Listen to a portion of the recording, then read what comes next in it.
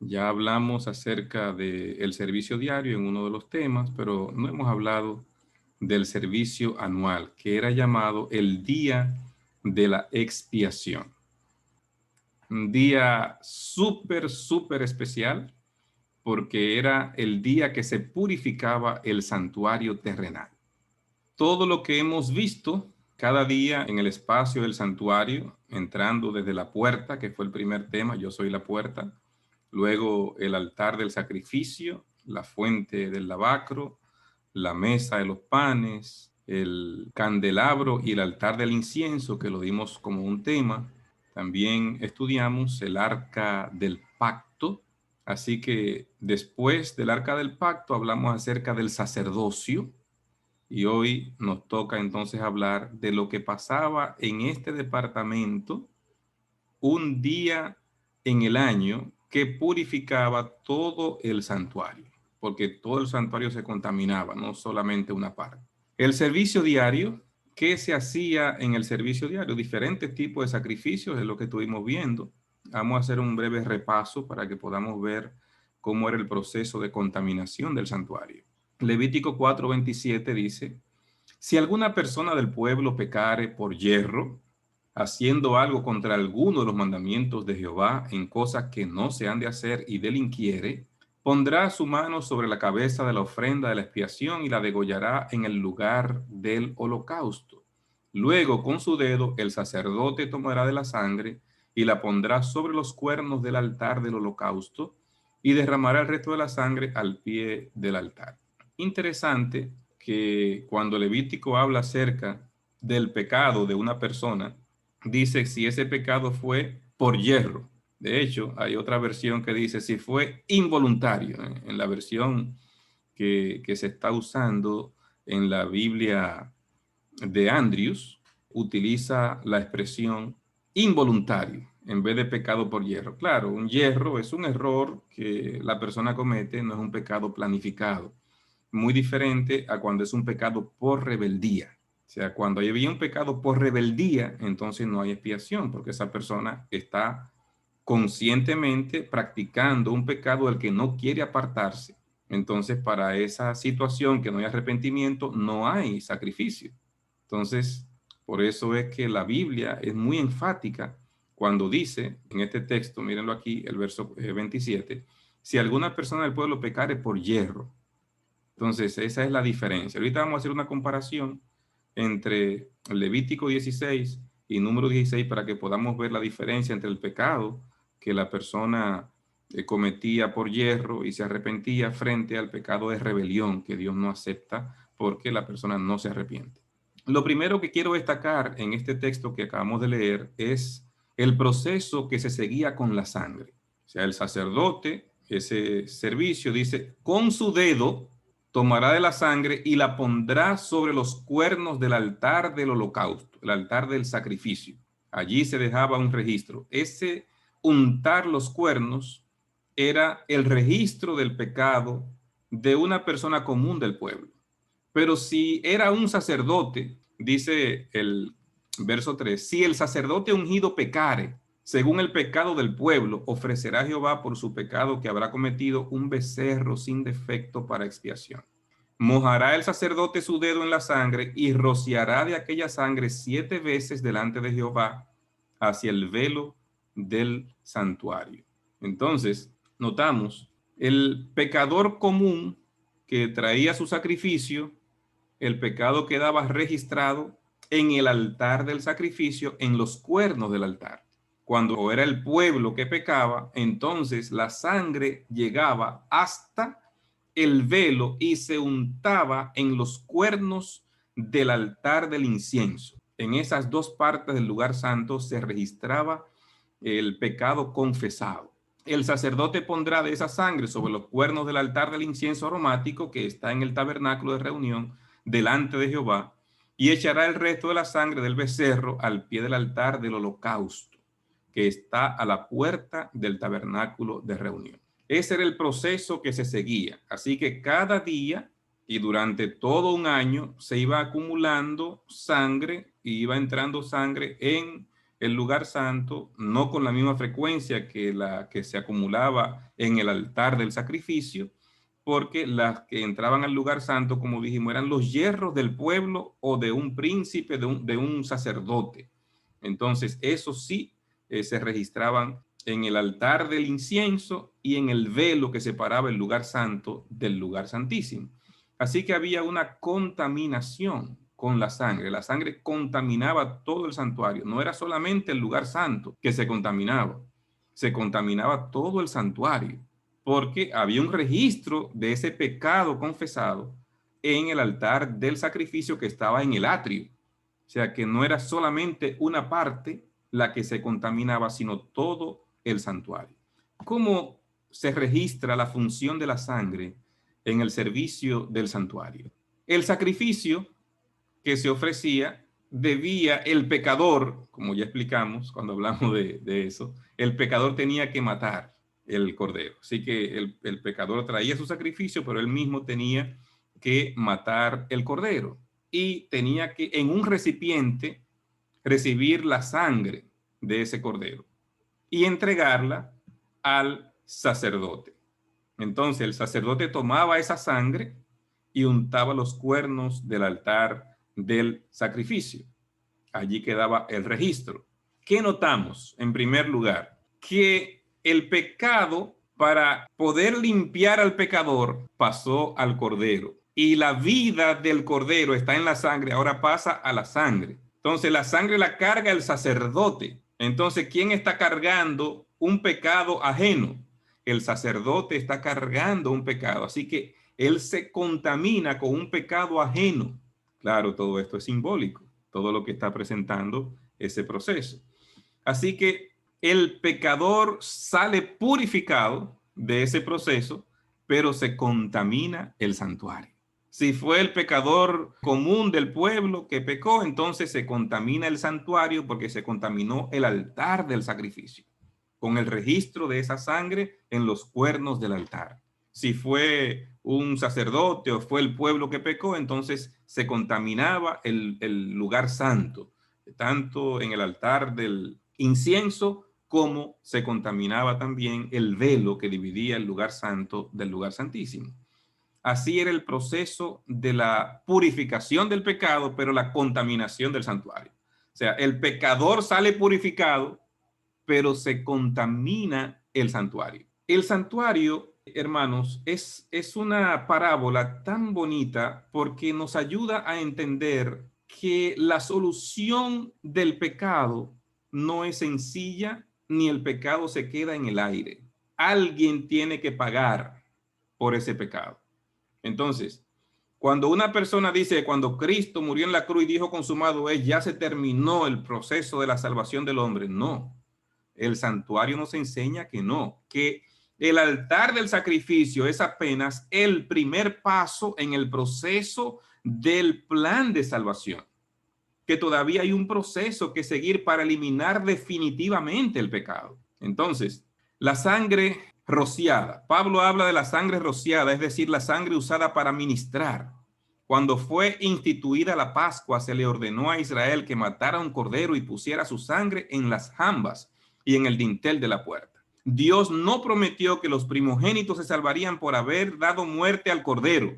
Había que matar el cordero, había que tomar la sangre, pero había que untar esa sangre en las jambas, en los postes que subían en la puerta, ¿verdad? En el marco de la puerta y en el dintel. La salvación ocurría porque se había aplicado esa sangre para cuando el ángel pasara, que viera la sangre en esa puerta, ahí están redimidos por el cordero que mataron. Se hacía expiación con la sangre aplicada a los cuernos del altar, porque esa persona reconoció su pecado y aplicó la fe para aceptar que un día vendría el Cordero de Dios para limpiar su pecado y su maldad. De nada vale que usted sepa que Cristo murió por usted para su salvación, pero usted no aplique su sacrificio para su vida. No vale de nada. No solamente era matar el cordero, había que untar la sangre. Hay una aplicación que había que hacer. Entonces Pablo habla de la sangre rociada, no la sangre derramada, sino la rociada. Así lo dice, mírenlo aquí el texto de Hebreos. A Jesús, el mediador del nuevo pacto, y a la sangre rociada que habla mejor que la de Abel. Si notamos, la expresión que Pablo está usando como sangre rociada, ¿de dónde la toma? Del santuario, de la sangre que se asperjaba 7 veces en el velo. Es la imagen que está tomando el apóstol Pablo para hablar acerca de lo que hace la sangre de Cristo en nuestro favor, de lo que hace la sangre de Cristo para la redención del ser humano. El camino de la purificación también es un camino de la contaminación. Lo vamos a ver con este diagrama. El pecador trae su ofrenda, el pecado pasa del pecador al animal, del animal a la sangre del animal, de la sangre al sacerdote que carga la sangre, del sacerdote se registra en el santuario, en el altar del sacrificio o en el del holocausto o en el velo. El pecador se purifica, pero deja contaminado el santuario. Entonces sí, el santuario está contaminado por todo el pecado confesado que hubo durante un año completo. Ese proceso de purificación también es un proceso de contaminación para el santuario. Eso es lo primero que tenemos que entender para que podamos ver entonces la importancia de purificar ese santuario que se ha contaminado. El conflicto de los siglos, página 474, dice: y así como en la antigüedad los pecados del pueblo eran puestos por fe sobre la víctima ofrecida, y por la sangre de ésta se transferían figurativamente al santuario terrenal, así también en el nuevo pacto los pecados de los que se arrepienten son puestos por fe sobre Cristo y transferidos de hecho al santuario celestial. Qué linda correspondencia hace Elena G. de White para que podamos entender bien. Sí, lo que pasaba en el santuario terrenal es lo mismo que pasa en el santuario celestial. Sí, en la antigüedad se ofrecía a la víctima, la sangre permitía que se transfiriera ese pecado al santuario y quedaba el santuario contaminado. Entonces, así también los pecados de los que se arrepienten se colocan sobre Cristo por la fe y se transfieren ¿dónde? Al santuario celestial. O sea, lo que está diciendo esta cita es que mis pecados contaminan el santuario celestial. Ese es un punto importante que tenemos que entender, pero vamos a seguir ahora explicando el servicio anual. Levítico 16, yo voy a tratar de explicar para resumir y ganar tiempo y no leer demasiado citas bíblicas hoy. Y esto tendréis por estatuto perpetuo en el mes séptimo, a los 10 días del mes, afligiréis vuestras almas y ninguna obra haréis, ni el natural ni el extranjero que mora entre vosotros. Porque en este día se hará expiación por vosotros y seréis limpios de todos vuestros pecados delante de Jehová. Ese día 10 del mes séptimo, entonces, es el día que se celebraba la expiación definitiva. Todo el pecado que se iba resolviendo durante el año era con miras a que el Señor aceptara finalmente lo que iba a acontecer en la purificación completa del santuario, que era la aceptación final y definitiva de toda esa confesión que se hizo durante un año, de toda esa limpieza que ellos habían tenido, pero con la garantía de lo que iba a pasar el día de la expiación. Así que había una gran expectativa de ese día de la expiación como un día de juicio. Y la gente estaba en ayunas ese día, en oración, atento de lo que estaba pasando en el santuario, porque lo que pasaba allí sellaba lo que el Señor había hecho. Entonces, ese día se traían 2 machos cabríos, registra la palabra de Dios, uno que representaría a Jesús y otro que iba a representar a Satanás. Está llamado como el macho cabrío para Azazel. Uno para Jehová, representando a Jesús, otro para Azazel, representando a Satanás. Hay mucho que hablar y que explicar si fuéramos a hablar del macho cabrío para Azazel. Es amplísimo todo lo que había en la cultura antigua sobre eso y demás. Pero no vamos a entrar en muchos detalles, solamente señalar que aquí hay dos machos cabríos y que se echaba suerte sobre ellos, que no sé bajo qué método ellos usaban esa suerte, pero la Biblia habla mucho en diferentes textos, diferentes maneras, Antiguo y Nuevo Testamento, de echar suertes. Aquí estaba definido: el que saliera para Jehová se sacrificaba, el otro quedaba vivo. Así era lo que iba a acontecer. ¿Qué pasaba con el macho cabrío que salió seleccionado para Jehová?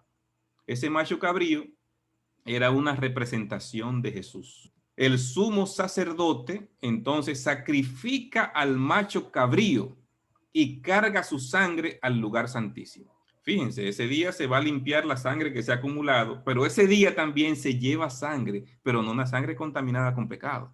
Este macho cabrío está limpio y esa sangre limpia es la que se lleva al lugar santísimo para hacer la purificación del santuario. El sumo sacerdote lleva esa sangre limpia hasta el santuario, específicamente al lugar santísimo. El sumo sacerdote, cargando la sangre, entra a este lugar santísimo y la asperja sobre el arca, específicamente sobre el propiciatorio, y entonces esa sangre va a purificar el santuario. Es una sangre limpia que purifica, por eso representa la sangre de Cristo. Por eso ese macho cabrío representa a Jesucristo, quien fue tentado en todo, pero sin pecado. Y por lograr vivir una vida en perfecta comunión y armonía con Dios, entonces Cristo Jesús alcanzó la victoria sobre el pecado, sobre la muerte, sobre Satanás. La palabra de Dios presenta que esa sangre limpia de Cristo es la que nos limpia y nos purifica de todo pecado. Pero el sacerdote, el sumo sacerdote, salía de allí cargando los pecados sobre sí. ¿Cuáles pecados? Todos los pecados que habían sido confesados, que estaban tanto en el altar del sacrificio como en el altar del incienso, en los cuernos de estos altares, o en el velo. Todo ese pecado que quedaba registrado era un pecado confesado, pero estaba registrado ahí porque se registró sangre de ese animal que representaba la vida del pecador. Entonces, todo fue una transferencia lo que se iba haciendo simbólicamente. Así que el sumo sacerdote ahora sale del lugar santísimo cargando los pecados del año, todos los pecados que fueron registrados en el santuario. El macho cabrío lo tomaba y ponía sus manos sobre la cabeza del macho cabrío. Los pecados, todos los pecados que fueron confesados, ahora pasan simbólicamente sobre el macho cabrío vivo. Todo el pecado que había hecho cometer ahora pasa sobre el macho cabrío vivo, simbólicamente. Vamos a ver si lo podemos entender bien. No va a expiar ningún pecado este macho cabrío. No va a expiar nada. Ya el pecado está expiado y todo ese pecado es el pecado confesado y perdonado. Pero el pecado no queda en el aire. Como no queda en el aire, Cristo pagó para que yo pueda recibir ese perdón. Pero ¿qué nos enseña el santuario? Que ese pecado perdonado va a ser colocado finalmente sobre Satanás. Toda persona que ha confesado sus pecados, que ha sido salvado en Cristo Jesús, el Señor lo ha limpiado. Pero ¿tiene Cristo ese pecado? No, Cristo no lo tiene sobre sí. Cristo lo tenía solo cuando lo llevó en la cruz, como el sacerdote cargaba la sangre. Es importante que entendamos eso. El sacerdote cargaba con una sangre ajena, contaminada de pecado, pero no era de él el pecado. Y después lo dejaba y lo registraba en los diferentes lugares que habían designado para registrar el pecado confesado. Esa labor que hacía el sacerdote es la que hace Cristo. Carga con mi pecado, pero no se queda con ese pecado. O sea, ese pecado que Cristo carga finalmente va a ser colocado sobre el enemigo que ha hecho cometer el pecado a la humanidad. ¿Por qué el enemigo busca que nosotros, aún después de haber conocido a Cristo, echemos para atrás?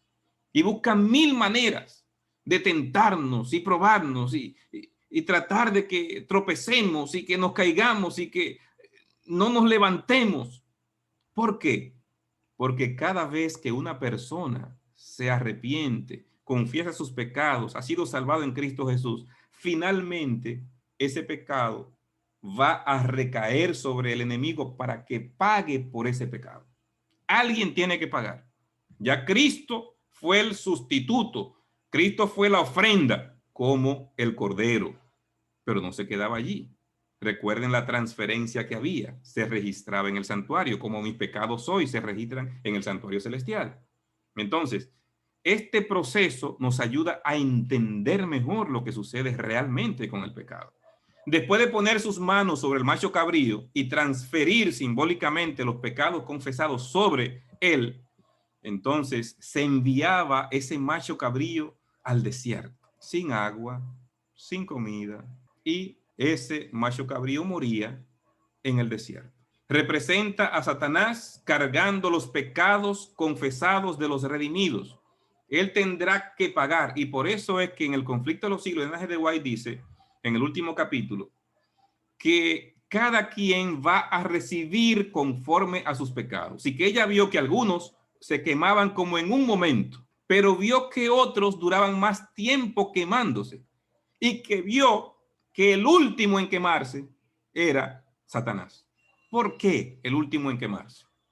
Porque él tendrá que tomar más fuego por cada pecado que hizo cometer al pueblo de Dios, pero que Cristo liberó a ese pueblo de ese pecado, pero finalmente lo va a colocar sobre el autor del pecado para que él tenga que pagar por ese pecado.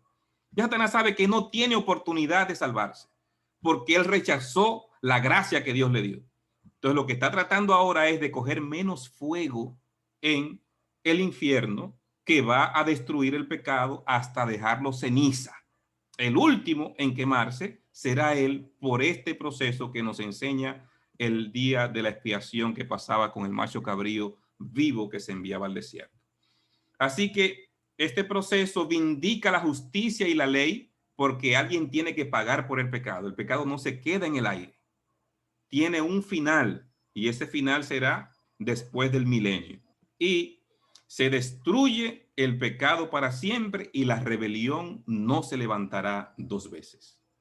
Todo este proceso de los dos machos cabríos, la purificación con uno y la confesión de las culpas sobre el otro para que muera finalmente en el desierto, nos explica claramente el plan de salvación y cómo Dios finalmente va a resolver el problema del pecado. Yo quiero que veamos esta comparación entre estos dos capítulos, 16 de Levítico y 16 de Números. En el 16 de Levítico habla acerca del día de la expiación. En el 16 de Números habla acerca de la rebelión de Coré, Datán y Abirán. Si notamos, en primer lugar, hay un sumo sacerdote que es Aarón. El mismo sumo sacerdote está en el capítulo 16 de Números. Número 2, parte B. Sacrificio por el pecado en favor del sacerdocio, del pueblo y del santuario. Se hacía, allí se explica, ¿verdad? Ese sacrificio por el santuario. En el capítulo 16, como había una rebelión abierta, entonces no había un sacrificio por el pecado, sino muerte a los rebeldes. Como no se arrepintieron, no hay sacrificio. Como no se arrepintieron, entonces la tierra se abrió y se los tragó. Si no hay confesión por el pecado, tendrás que pagar por el pecado. Y si no hay arrepentimiento y lo que hay es una rebeldía, entonces ya no hay más nada. Terminó tu tiempo de oportunidad y gracia, como estas personas se rebelaron abiertamente contra Dios y su liderazgo. Incensario con carbones, en ambos capítulos lo vemos. Se mandó a buscar los incensarios en el capítulo 16. La manifestación de la gloria de Dios en el interior del santuario, en el lugar santo y santísimo, el día de la expiación. Se manifestó la gloria de Dios en el capítulo 16 y se encendió un fuego que empezó a quemar a los rebeldes. Cuando la gloria de Dios se manifiesta, el que está en pecado es consumido por la gloria de Dios. Y así se ve en el capítulo 16 de Números, porque no había confesión, sino rebeldía. El medio expiatorio del capítulo 16 son los sacrificios rituales de los que se hacían durante ese día y durante todo el año. El medio expiatorio en el capítulo 16 fueron sacrificios que tuvo que hacer Aarón para que se detuviera la matanza que empezó en el pueblo, pero la muerte de los culpables.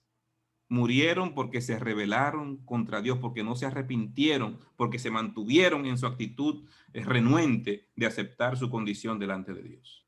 La expiación por el sacerdocio, por el pueblo y por el santuario, así termina el capítulo 16, el día de la expiación, y hubo expiación por el pueblo en el capítulo 46, cuando Aarón intercedió en favor del pueblo para que no siguiera la matanza. Así que estos dos capítulos nos ayudan a ver y a entender que Dios quiere una solución, pero cuando el hombre no quiere solución, entonces Dios acepta lo que el hombre decidió. Eso es lo que tú quieres, entonces vamos a ejecutarlo. Como Dios le dijo en Osea, Efraín es dado a los ídolos, déjalo. Eso es lo que él quiere, déjalo. Que haga lo que él quiere. Entonces Dios sella las decisiones que toma el ser humano. Y esa actitud de rebeldía es la peor que podemos tomar cuando se trata del camino espiritual. ¿Qué es entonces la purificación del santuario? El día de la expiación es una representación de la purificación del santuario celestial. Había una purificación del santuario terrenal, que es la que hemos visto, pero ese santuario terrenal y su purificación es un símbolo del juicio investigador y del juicio final que va a establecerse.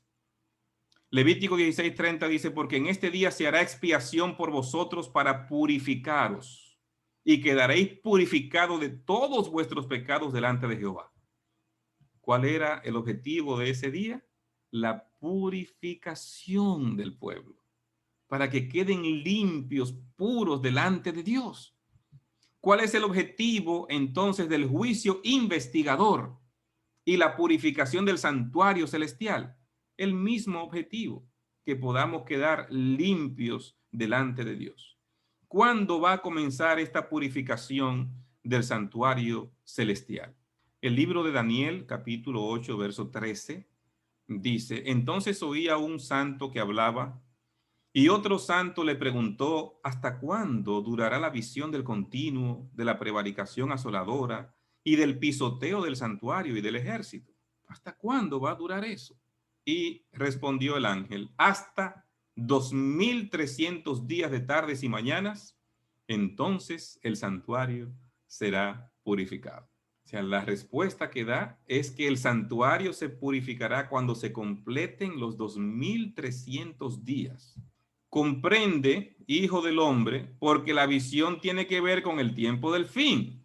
Es muy importante ese texto, es clave, porque hay religiones que quieren aplicar de forma literal esos 2300 días y quieren aplicarlo a que, bueno, la contaminación del santuario, quien la hizo fue Antíoco Epífanes y eso fue en tal fecha, y tratan de forzar una explicación para tratar de explicar el cuerno pequeño a Antíoco Epífanes y entonces tratar de desviar la atención en otra dirección, aplicando por allí cuando él sacrificó un cerdo en el templo judío y entonces eso fue lo que contaminó y toda una serie de cosas que dicen tristemente, ¿verdad? Pero para que no tengamos ninguna duda acerca de eso, el ángel le dice a Daniel, la visión que te estoy dando, los 2300 días, recuerden el verso 14, tiene que ver con el tiempo del fin. ¿Y cuándo comienza el tiempo del fin? El mismo libro de Daniel, capítulo 12, cuando un ángel le pregunta al otro acerca de esto, le dice, tiempo, tiempos y la mitad de un tiempo. O sea, el tiempo del fin va a comenzar cuando se cumpla el tiempo, tiempos y la mitad de un tiempo, los 1260 años.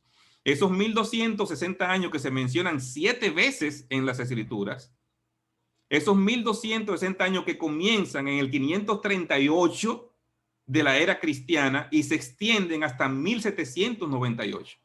Así que el ángel responde en Daniel 12 que el tiempo del fin comienza en 1798. Así que si ustedes quieren buscar el cumplimiento de esta profecía, tienen que buscarlo para allá, para el tiempo del fin, está diciendo el verso 17. Y eso es fundamental. Así que si es una profecía para el tiempo del fin, es necesario seguir un principio que la Biblia utiliza, que es el principio día por año. Ezequiel 4:6, número 14:34, Levítico 25, también habla de que así como 6 días trabajarás y el séptimo día será de reposo, tú vas a trabajar la tierra 6 años y el séptimo año la tierra debe reposar, no la vas a sembrar ni vas a cosechar de ella, lo que de ella dé será para los pobres. O sea, del principio de la semana literal, el Señor también le manda al pueblo que hagan 6 años de trabajo para la tierra y el séptimo año la tierra guarde reposo. Todo esto tiene que ver con el principio día por año. Así que no es un texto aislado. En varias partes de las escrituras se nos presenta la importancia de nosotros seguir y aplicar el principio de que un día en profecía equivale a un año. Te he fijado un día por cada año. Siguiendo este principio, entonces, un día profético equivale a un año literal. Si hablamos de ahora los 2300 días o 2300 años, ¿cuándo comienzan y terminan estos 2300 años? ¿En qué fecha deben comenzar y en qué fecha deben terminar? Daniel 9 da la clave del inicio de esta profecía, porque dice Daniel 9:24, 70 semanas están determinadas sobre tu pueblo. Entonces, si están determinadas, esa palabra determinada significa cortada, hatak se utiliza, que significa cortada. Entonces la pregunta es, ¿de dónde se van a cortar esas 70 semanas? ¿De dónde se van a separar esas 70 semanas? ¿De la mitad de los 2300 años? ¿Del final o del comienzo? Definitivamente que si el ángel está dando las 70 semanas que están determinadas para el pueblo judío, entonces le está diciendo que esas 70 semanas están cortadas del inicio. O sea, el ángel le está dando el inicio de los 2300 años con las 70 semanas. Por lo tanto, es lógico entender que las 70 semanas de las que habla Daniel 9 es el inicio de los 2300 años. 70 semanas por 7 días que tiene una semana son 490 años. O sea, Dios le está dando 490 años de gracia, de oportunidad al pueblo judío. Es la gracia que Dios le está dando. 490 años, 70 semanas. Y de hecho, la Biblia señala el por qué 490 años. Tampoco fue algo antojadizo.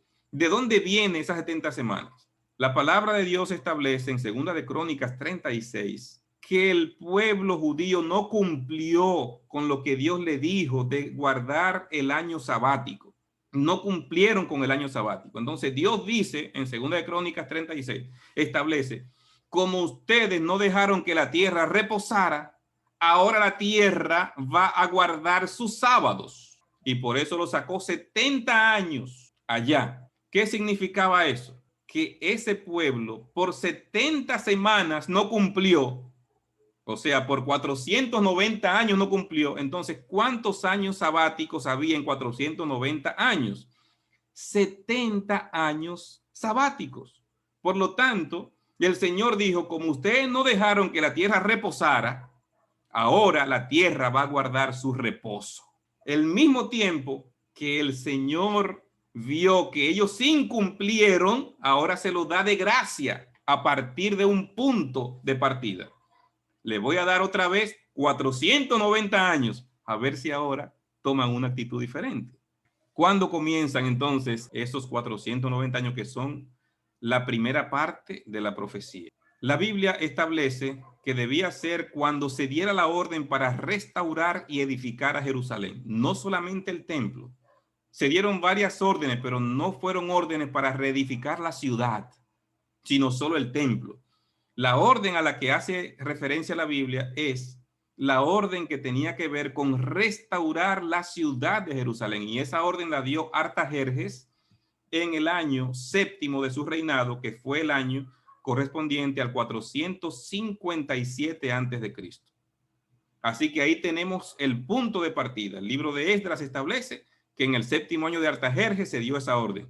Usted busca la historia y va a encontrar que él empezó en el 464 y que el 7º año entonces equivale al 457. 70 semanas entonces nos lleva hasta el año 34 de la era cristiana, o sea, 490 años después. Recuerden, cuando usted va a pasar del periodo antes de Cristo al periodo después de Cristo, no sumen una calculadora, porque no hubo un año cero, tiene que llegar hasta el año 1 y después suma los restantes al año 1 de la era cristiana, para que no tenga un error de un año si lo suma en una calculadora. Así que cuando terminan los 490 años, que fue el periodo de gracia y oportunidad para el pueblo, con el apedreamiento de Esteban.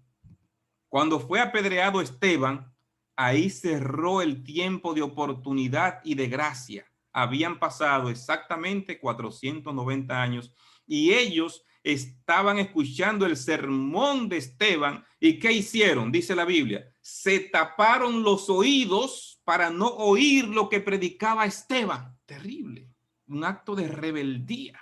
Y entonces Esteban vio el santuario. Increíble, ¿verdad? Sí, eso ve Esteban. Ve allí una visión del trono de Dios. Ahí, hermanos, se selló el tiempo de gracia. Lo que dice Romanos 11, Dios desgajó a las ramas naturales, cortó a las ramas naturales e hizo un injerto. Entran los gentiles en lugar de los judíos, porque los judíos rechazaron el ofrecimiento de la gracia de Dios. Así que si tenemos allí los primeros 490 años, ¿cuánto tiempo nos falta para 2300 años? Nos faltan 1810 años. Si ya sabemos el inicio, que fue el 457, entonces los 2300 años llegan hasta el año 1844.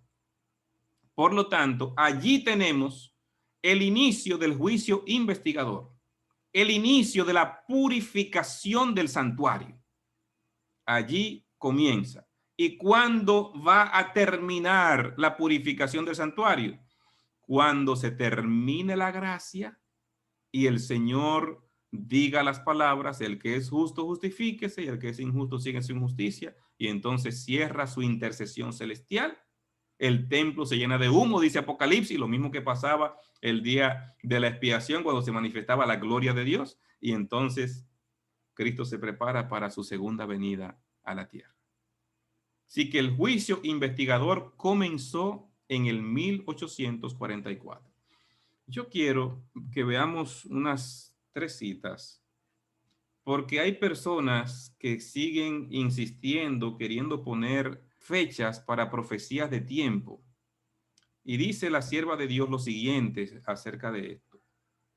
Declaré definidamente a estas personas fanáticas en las reuniones espirituales celebradas en Jackson que estaban haciendo la obra del adversario de las almas, que se hallaban en tinieblas. Pretendían poseer una gran luz según la cual el tiempo de gracia terminaría en octubre de 1844. Entonces declaré en público que el Señor le había placido mostrarme que no habría, atención hermanos, que no habría una fecha definida para el mensaje dado por Dios desde 1844. No habrá otra fecha después de esa. Toda la profecía de tiempo llegaron hasta 1844. Otra cita de Elena White, ahí está la cita del manuscrito donde se tomó. Nuestra posición ha sido de esperar y velar sin que se proclame un tiempo que tenga lugar entre el fin de los periodos proféticos de 1844 y el momento de la venida de nuestro Señor. O sea, no va a haber otro periodo profético de tiempo después de 1844.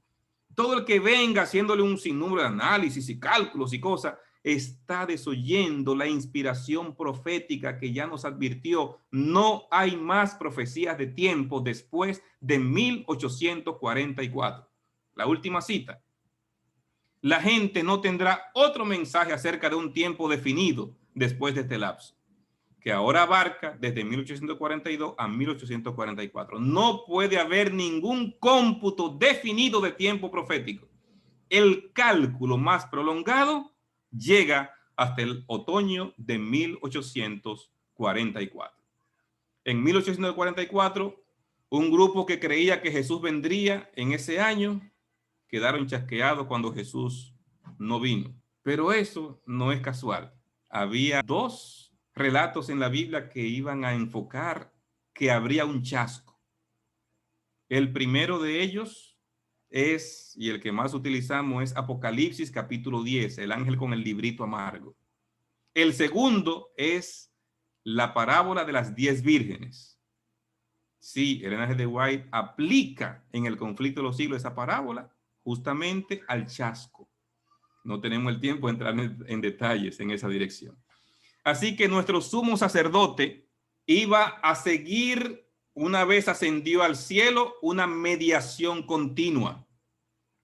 La de Cristo en el santuario celestial se caracteriza por esa intercesión, ese acceso continuo, esa purificación, santificación, justificación, perdón, esa dirección continua, ese sostén y protección continuo de su iglesia. Cuando Cristo empieza la purificación del santuario, no deja de hacer la intercesión, sigue haciendo ambas cosas. Y eso es lo bonito de este proceso que está haciendo el Señor. Desde el año 1844 estamos viviendo en lo que la Biblia llama la hora del juicio de Dios. Apocalipsis 14:7. Temed a Dios y darle gloria porque la hora de su juicio ha llegado. Esa hora del juicio es del juicio investigador que iba a proclamar esta iglesia remanente, que debía enseñarse esto al mundo. Hebreos 8 dice, tenemos tal sumo sacerdote que se sentó a la diestra del trono de la majestad en los cielos, ministro del santuario y de aquel verdadero tabernáculo que levantó el Señor y no el hombre. O sea, Cristo es ese sumo sacerdote divino que está intercediendo. Estando ya presente Cristo, el sumo sacerdote, entró una vez para siempre en el lugar santísimo mediante su propia sangre, logrando así eterna redención. No entró en el santuario de manos, sino en el cielo mismo para presentarse por nosotros ante Dios. Yo no tengo por qué temerle al juicio investigador, porque Jesucristo es el juez. Jesucristo es el abogado. Jesucristo es mi intercesor. Entonces, si yo he confesado mis pecados, no tengo por qué temer, porque cuando había un pecado confesado, entonces lo que pasaba el día de la expiación era purificación para el pecado confesado. El problema estaba con el que no confesó su pecado, que era cortado ese día, porque es tiempo de que el juicio comience por la casa de Dios. Sí, el juicio empezó, pero no va a empezar por otro grupo. Dice Pedro que el juicio iba a comenzar por la casa de Dios, por el pueblo de Dios. De hecho, la Biblia destaca que los que no son el pueblo de Dios ni siquiera lo van a juzgar en este juicio. Jesús lo dijo. Si usted busca Juan 3, dice, el que no cree ya ha sido condenado. O sea, no hay ni siquiera que hacerle un juicio al que no cree. Juan 3 dice que el que no cree ya tiene una condena. No creyó, o sea, ya está condenado. Ahora, todo el que creyó, hay que hacer un juicio por las acusaciones que hace Satanás. Ustedes recuerdan que Satanás estaba reclamando el cuerpo de Moisés. ¿Por qué estaba reclamando el cuerpo de Moisés?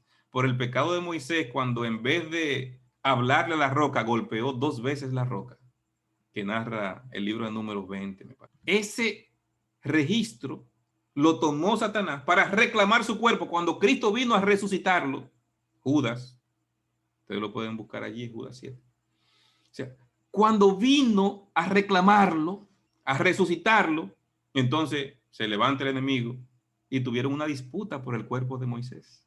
Pero Moisés se arrepintió. Y como Moisés se arrepintió, el Señor lo perdonó. Y por eso lo resucitó y se lo llevó para el cielo. Y por eso en la transfiguración vienen Moisés y Elías, 2 que estaban en el cielo. Uno sin ver la muerte y otro que había muerto y había sido resucitado. Entonces, ¿qué nos enseña eso? Que hay un enemigo que está constantemente acusándonos. Job, ¿recuerdan? ¿Qué hace el enemigo? Lo acusa. No, lo que pasa es que tú has protegido a Job. Y lo acusa de que Job es por interés que le sirve a Dios. Eso no es casual, es lo que hace con cada uno de nosotros. Entonces Dios hace un juicio no porque Él lo necesite, sino para beneficio de los ángeles que están y que han recibido todas esas acusaciones. de que el Señor sea injusto con estos que pecaron. Porque si Él perdona a estos que pecaron, a mí tiene que perdonarme. Pero estos que pecaron se arrepintieron. Él fue rebelde. Entonces de eso se trata, de una acusación que hay, y entonces el Señor hace el juicio investigador para abrir los libros y mostrarle a los ángeles del cielo y mostrarle al universo entero que Dios es justo y que cada persona que va a entrar en la patria eterna es porque esa persona tiene un registro limpio de pecado. De eso se trata el juicio investigador. No es un juicio para asustarnos, porque al que confiese el pecado, el juicio es para purificación y salvación. Cuando Cristo diga las palabras, el que es injusto, haga injusticia todavía, y el que es santo, santifíquese todavía, termina el juicio en el cielo. Allí termina, es la fase cuando concluye. Bueno, el tiempo se nos ha terminado, hermano. Bien, un detalle final que no quería pasar por alto.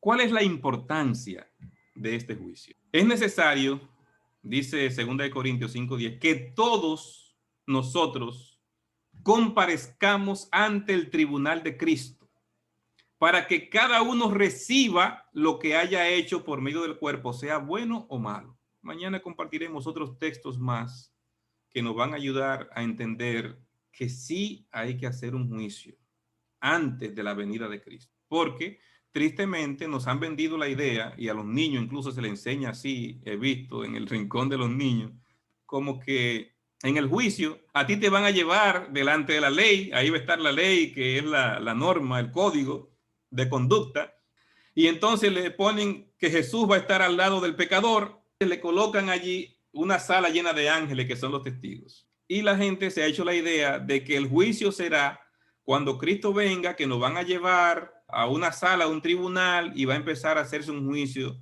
personalmente. No, hermanos. El juicio investigador se da en el cielo mientras yo estoy en la tierra. La Biblia es suficientemente clara explicándonos que cuando Cristo viene con su galardón consigo para recompensar a cada uno según sus obras. O sea, cuando Él viene con el galardón, ¿qué es lo que significa? Que ya Él sabe el resultado del juicio, que ya se hizo un juicio cuando Cristo venga, y viene con el resultado a darle a cada quien lo que se merece por lo que hizo. Entendamos bien, hermano, que yo no participo personalmente, es mi nombre el que se está mirando en el cielo, no yo directamente. Así que Daniel 7:9 dice y registra: estaba mirando hasta que fueron puestos unos tronos, se sentó un anciano de días, su vestidura era blanca como la nieve y el cabello de su cabeza era como la lana limpia. Su trono era como llama de fuego y sus ruedas fuego ardiente. Un río de fuego procedía y salía delante de él. Miles de miles le servían y millones de millones estaban de pie delante de él. El tribunal se sentó y los libros fueron abiertos. ¿Qué estamos viendo? Una escena de juicio en el cielo. Es lo que nos está presentando Daniel 7. Después de ver lo que está haciendo el cuerno pequeño, se hace este paréntesis en Daniel para ver el juicio en el cielo. Hasta que vino el anciano de días, el tribunal se sentó y los libros fueron abiertos. Pero el tribunal se sentará, sigue diciendo ahora, casi al final del capítulo, en el verso 26, el tribunal se sentará y le será quitado su dominio para ser exterminado, destruido por completo. Yo quiero que veamos esta comparación rápido, muy rapidito lo vamos a hacer. Daniel 7:8, comparémoslo. El león representa a Babilonia. Bueno, en el capítulo 8, ya Babilonia estaba en su etapa de decadencia, no se representa a Babilonia en el capítulo 8. El oso, en el capítulo 7, representa a Medo-Persia, representado en el capítulo 8 por el carnero. El leopardo en el capítulo 7 representa a Grecia, representado por el macho cabrío en el capítulo 8. El dragón del capítulo 7 es representado por el cuerno pequeño en el capítulo 8, que representa las dos fases de Roma. En el capítulo 8, el cuerno pequeño representa a la Roma imperial y a la Roma papal. Los 10 cuernos no están representados en el capítulo 8. Pero ese cuerno pequeño del capítulo 7 es el cuerno pequeño del capítulo 8 también, representando tanto a Roma como al papado. Ahora, ¿qué va después en el orden secuencial del capítulo 7, el juicio en el cielo, los textos que leímos en Daniel 7, el juicio después del cuerno pequeño. Y en Daniel 8, ¿qué es lo que se presenta después del cuerno pequeño? Que es el verso 12, el verso 13 que leímos y el 14, la purificación del santuario. Si podemos ver una correspondencia en los capítulos 7 y 8, nos damos cuenta que la Biblia presenta la correspondencia en el juicio en el cielo, igual que la purificación del santuario en el capítulo 8. Es para que al hacer esa correspondencia podamos ubicarnos y ver cómo lo uno tiene una correspondencia directa con lo otro por el orden secuencial de los capítulos. El proceso del juicio de los muertos ha estado en marcha por más de 40 años, dijo Ellen G. de White, y no sabemos cuán pronto pasará ante su vista el caso de los vivos. Mañana yo quiero hablar del juicio de los vivos. Ese va a ser el tema de mañana y más o menos quiero establecer cuándo nosotros entendemos, sin poner fecha, pero hay un cuándo que vamos a analizar mañana en ese estudio. ¿Qué sucederá con los impíos entonces? Cuando se termine ese juicio, sabemos que el juicio solamente es para los salvados. Entonces, ¿qué va a pasar con los impíos cuando ya Cristo definió y el que no salió a suelto que pasa al grupo de los impíos? El que no se halló inscrito en el libro de la vida, dice Apocalipsis 20, fue lanzado al lago de fuego. Y dice Salmo 69, sean borrados del libro de los vivientes y no sean contados con los justos. O sea que en ese análisis que se va a realizar, hay personas que van a estar en algún momento en el libro de la vida, pero que después el Señor los va a sacar del libro de la vida. Dice, sean borrados del libro de la vida y no sean contados con los justos. ¿Por qué? Porque no siguieron al Cordero, no siguieron confesando sus pecados, porque se rebelaron contra Dios. Y entonces, cuando Cristo venga por segunda vez, la palabra de Dios establece que Cristo va a ponerle fin a ese reino del pecado. Cristo le pone fin en su segunda venida y va a morir hasta con el resplandor de su gloria. Van a morir todas esas personas que no estuvieron preparados. Pero esa no es la muerte final y definitiva. La Biblia registra que hay una segunda etapa. Después de ese juicio investigador, hay un juicio que es el comprobatorio, Apocalipsis capítulo 20. Después de la segunda venida de Cristo se lleva a cabo en el cielo ese juicio ahora para los salvados. Los registros celestiales se abren ahora para revelar que Dios es justo y que todos los salvados ahora, al mirar los registros del cielo, puedan corroborar que verdaderos y justos son los caminos de Dios. Es un juicio de comprobación de la justicia de Dios, el juicio del milenio. Dice la palabra de Dios que nosotros vamos a juzgar al mundo y a los ángeles, 1 Corintios 6. Al mundo y a los ángeles caídos, recuerden. Vamos a juzgar durante ese milenio bíblico. Y la tercera etapa y final del juicio es el juicio ejecutivo, que va a ser el juicio después del milenio. Se lleva a cabo el castigo y la destrucción final del pecado. La Biblia registra el siguiente orden. Desciende Cristo, todos los salvados y una comitiva de ángeles. Y después que Cristo venga aquí a la tierra y llame a los impíos, los resucita, entonces viene la santa ciudad. Ya los impíos resucitados. Cristo hace un lugar para la santa ciudad, un valle, y entonces la santa ciudad se posa en ese valle que se preparó para ella, y ahora en presencia de los impíos, Cristo y los salvados y los ángeles que vinieron con él, una comitiva, esta vez no todos los ángeles como en la segunda venida, entonces entran en la santa ciudad a vista de los impíos resucitados.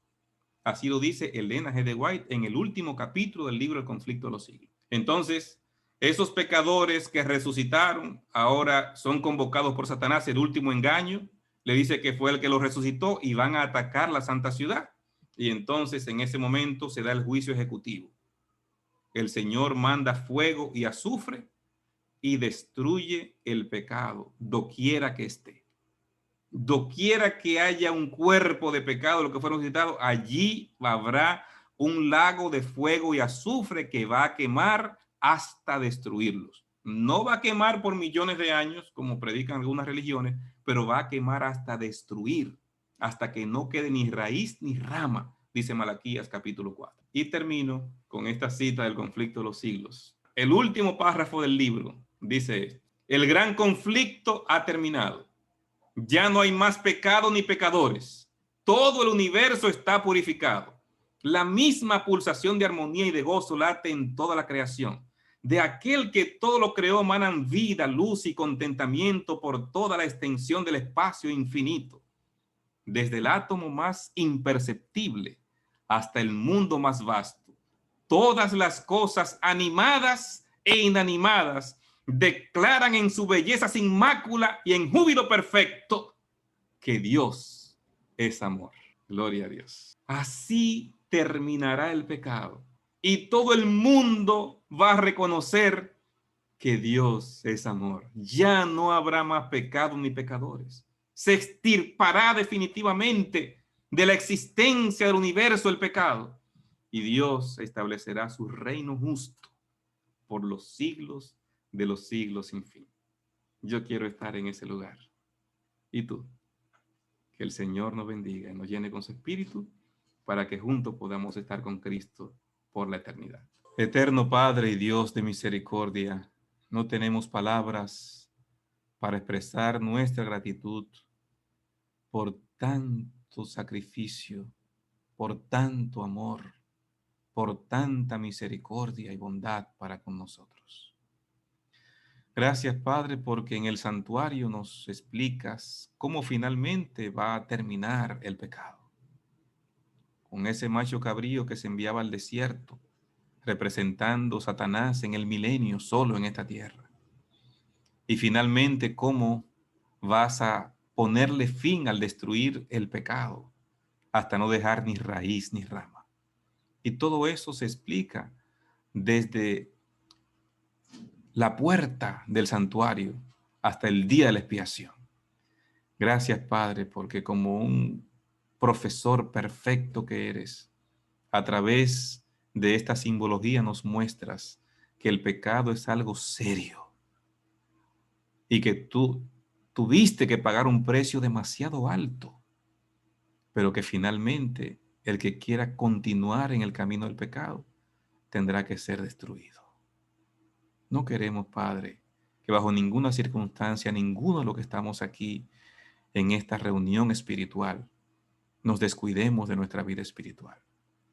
Si ha habido descuido, Señor, perdónanos y ayúdanos a poder cada vez estar más íntimamente relacionado contigo, viviendo a la altura del ideal que tú tienes para nosotros y estando preparados y preparando a otros para tu pronto retorno a esta tierra.